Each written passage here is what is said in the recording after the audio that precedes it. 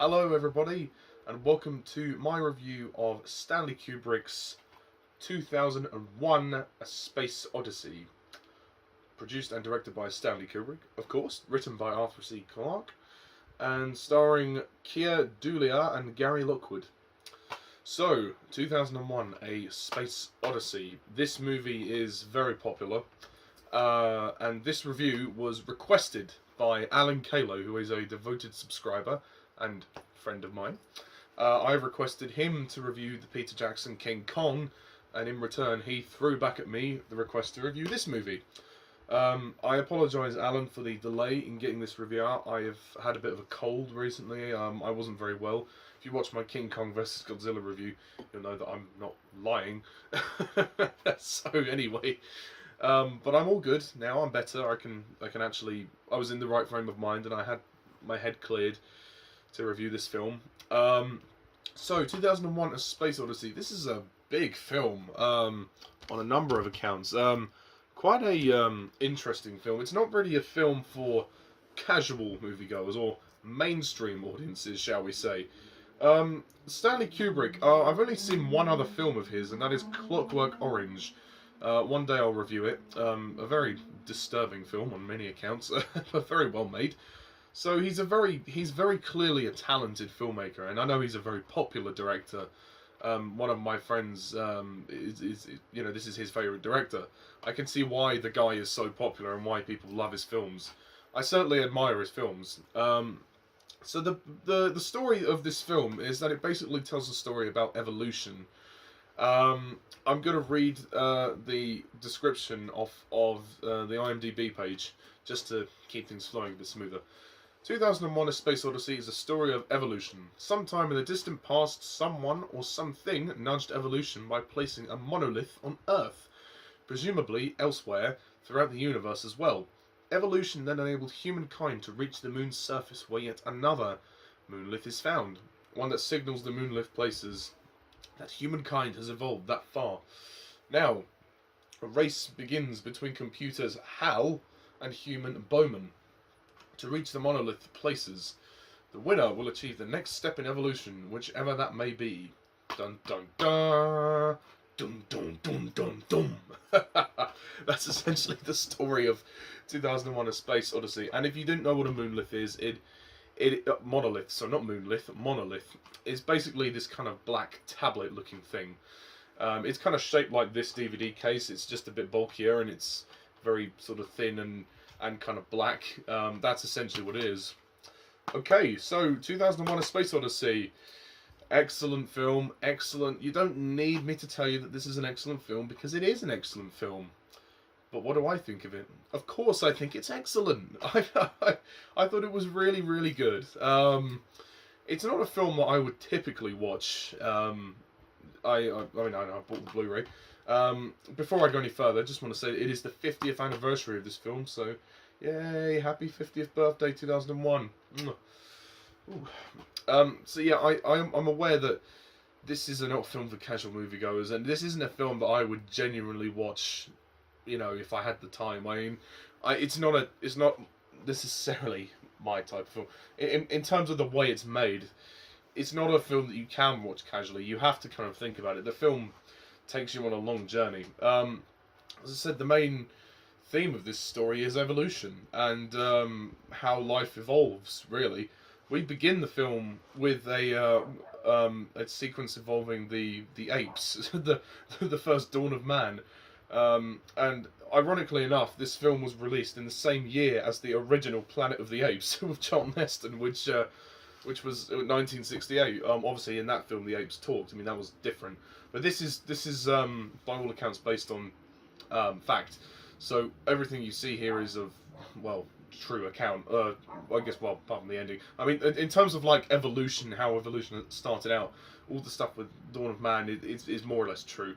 And that that was interesting seeing that.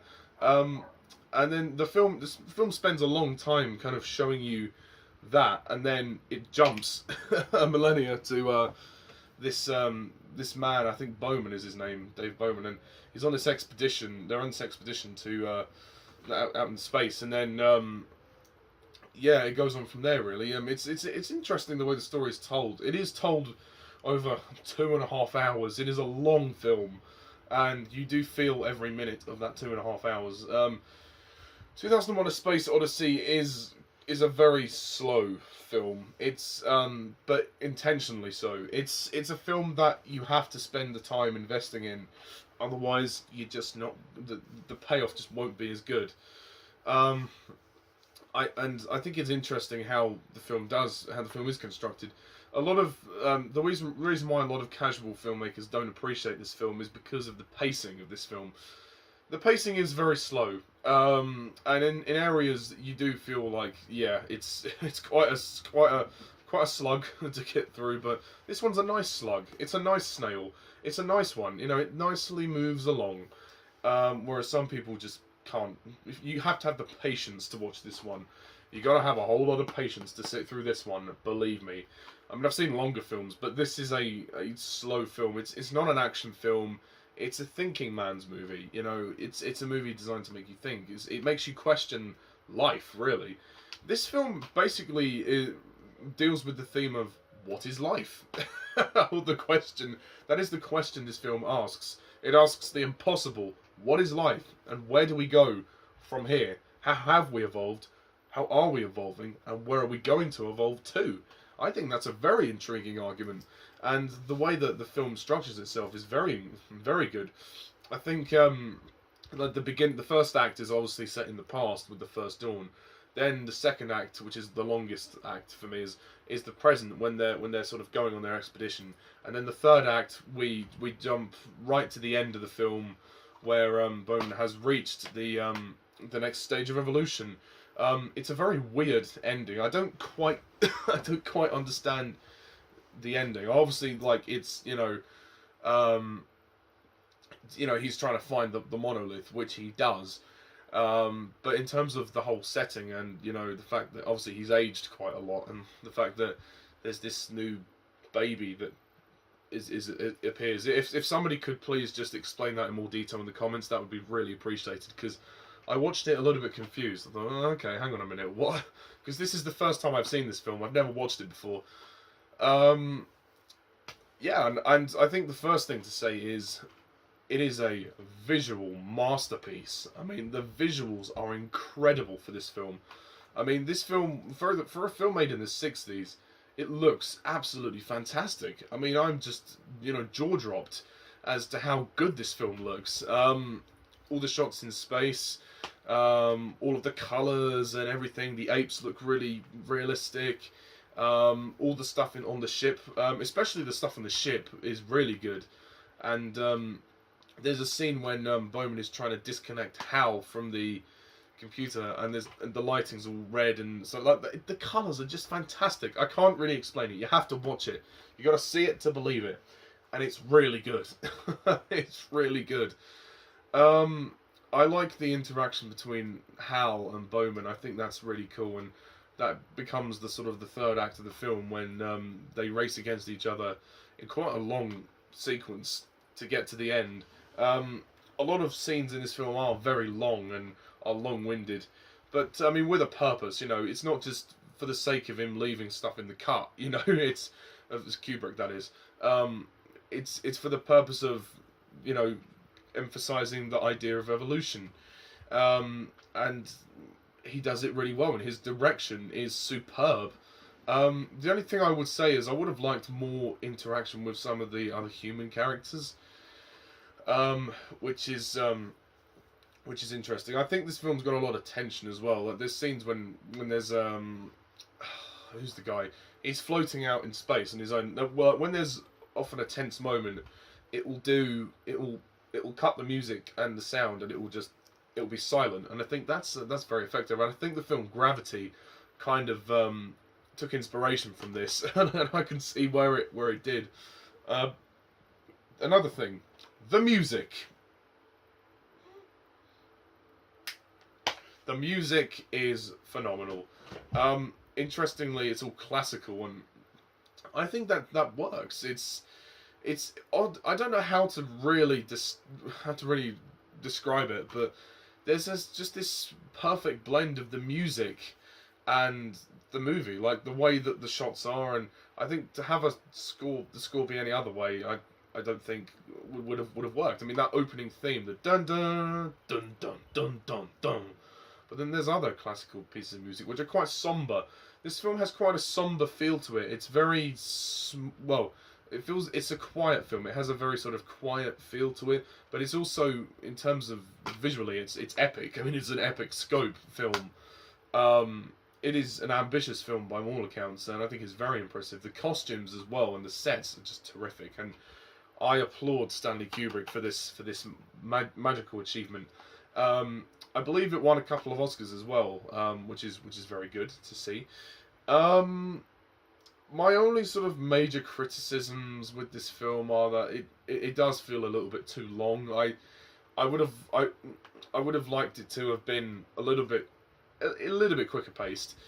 Towards the end, I mean, it held my interest. It did hold my interest for 2.5 hours, but towards the third act, I was really wanting it to just finish now. I was like, come on, it needs to wrap up now. It really has to finish. And also the ending was a little confusing. I understood, like, obviously why he was chasing him throughout space and time, and trying to get the monolith, but what the hell was with the baby thing at the end? That didn't make sense. So I would love to hear some confirmation on that, if that's possible. Yeah, and it's a little. It just, yeah, I say, it just feels a little bit too long. I think is my only thing. But other than that, this is a terrific movie. And also the human characters don't get as much to do as I think they should. We see them briefly. It's 23 minutes before we have our first line of dialogue.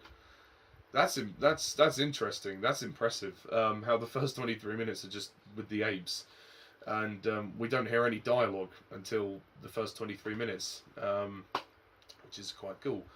I mean, is it a film I'd watch again? Maybe. Yeah, I probably would. But I'd have to be in the mood for it.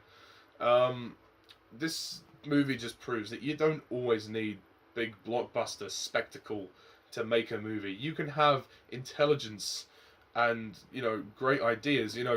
Every film that is intelligent starts with a question. And the question of this film is, what is life? And it tries to convey a meaning. Every film that is intelligent tries to convey a message or a meaning. This is, what is life? What is evolution?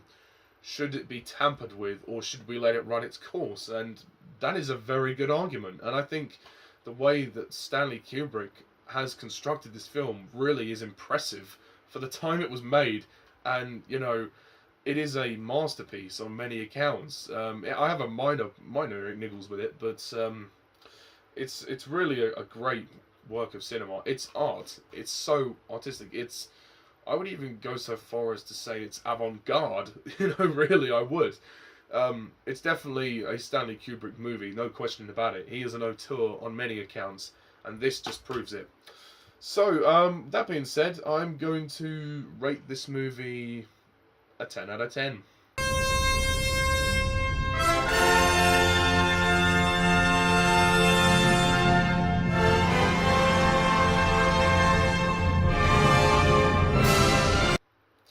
It's hard not to look at this film and go, wow. And for 50 years, it has aged incredibly well. Really well. So yeah, that's pretty much my review of 2001, A Space Odyssey. That will stay in my collection. Shout out to Alan Caylow for requesting the review. And yeah, I will be reviewing some other movies shortly. I'll be finishing the review of the Man with No Name trilogy. There's 2 more films I have to review from there. Solo, a Star Wars story, is coming very soon, as well as the Doctor Who reviews, which are continuing, and hopefully many more. So yes, that's all for now, folks. So thank you all for watching, and as always, I'm Mr. TARDIS 11. See ya.